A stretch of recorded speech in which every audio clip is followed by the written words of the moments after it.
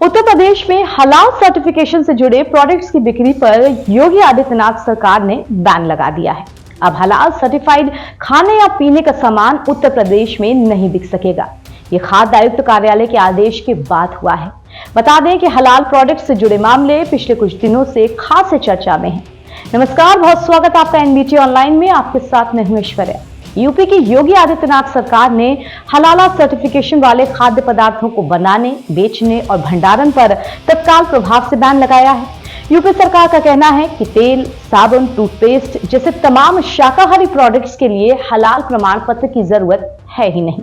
अब सरकार ने यह दावा भी किया है कि यह प्रतिबंध सार्वजनिक स्वास्थ्य के हित में लगाया गया है और भ्रम को रोकने की पूरी कोशिश प्रदेश सरकार कर रही है। यूपी सरकार के आदेश में साफ तौर पे यह कहा भी गया है कि खाद्य उत्पादों का हलाल प्रमाणीकरण से खाद्य पदार्थों की गुणवत्ता के बारे में भ्रम पैदा होता है और ये पूरी तरह से कानून मूल इरादे के खिलाफ है। आइए अब आप लोगों को बता देते हैं कि क्या होते हैं हलाल सर्टिफाइड प्रोडक्ट्स और कैसे होता है इनका सर्टिफिकेशन। तो वो प्रोडक्ट जो इस्लामी कानून की आवश्यकता को पूरा करते हैं और मुसलमानों के इस्तेमाल करने के लिए उपयुक्त हैं, उन्हें हलाल सर्टिफाइड प्रोडक्ट्स कहा जाता है। हलाल एक अरबी शब्द है, इसका मतलब होता है अनुमति मिलना, यानी कि परमिशन दिया जाना। हलाल सर्टिफिकेशन का मतलब होता है कि प्रोडक्ट्स इस्लामी कानून के मुताबिक स्वीकार कर लिए गए हैं। हलाल सर्टिफाइड प्रोडक्ट से मुस्लिम उपभोक्ताओं को यह विश्वास हो जाता है, वो कंफर्म हो जाते हैं कि जिन उत्पादों का वो उपयोग या उनको प्रयोग में ला रहे हैं वो उनकी संस्कृति और मान्यताओं के मुताबिक ही है। बता दें कि दुनिया भर में लगभग 2 अरब मुसलमान रहते हैं, जिनमें से लगभग 4 मिलियन मुसलमान सिर्फ अमेरिका में हैं।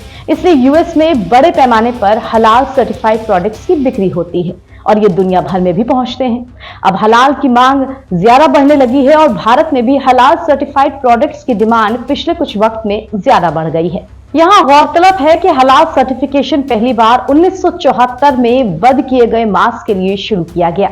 हालांकि इससे पहले हलाल सर्टिफिकेशन का कोई रिकॉर्ड नहीं मिलता है। हलाल मांस का मतलब होता है वो मांस जिसे इस्लामी प्रक्रिया की मदद से हासिल किया जाता है। इसके मुताबिक जानवर के गले की नली या नसों को काटकर उसको मारा जाता है। हालांकि वर्ष 1993 में हलाल प्रमाणीकरण सिर्फ मांस तक ही सीमित नहीं रहा, बल्कि इसे अन्य उत्पादों पर भी लागू कर दिया गया था। तो आखिर कौन देता है हलाल सर्टिफिकेशन? आखिर हलाल सर्टिफाइड प्रोडक्ट्स किसकी मान्यता लेते हैं? तो भारत में हलाल सर्टिफिकेट देने के लिए कोई आधिकारिक या सरकारी संस्था नहीं है। दूसरी तरफ कई निजी कंपनियां और एजेंसियां व्यक्तिगत तौर पर कंपनियों को हलाल सर्टिफिकेट मुहैया कराती हैं। इन कंपनियों की वैधता, खासकर मुस्लिम उपभोक्ताओं के बीच इनकी पहचान या इस्लामिक देशों में इनकी मान्यता, इन सब के ऊपर ये बातें निर्भर करती हैं। कई कंपनियां अपनी वेबसाइट पर दावा करती हैं कि वो किसी भी प्रोडक्ट को लैब में टेस्टिंग और कई तरह के ऑडिट के बाद ही हलाल सर्टिफिकेशन देती हैं। हालांकि इंडिया के सर्टिफिकेट को कतर, यूएई और मलेशिया जैसे इस्लामिक देशों में मान्यता मिली भी हुई है। इस पूरे प्रकरण में आपको यह भी बता दें कि यूपी की राजधानी लखनऊ के निवासी शैलेंद्र कुमार शर्मा की शिकायत पर लखनऊ की ही हजरतगंज थाने में हलाल प्रोडक्ट से जुड़ा मामला दर्ज किया गया था, जिसके बाद इसमें एक्शन लिया गया है। तो आज की इस खास रिपोर्ट में इतना ही। उत्तर प्रदेश की तमाम छोटी बड़ी खबरें और पॉलिटिकल हलचल के लिए आप जुड़े रहिए एनबीटी ऑनलाइन के साथ। नमस्कार।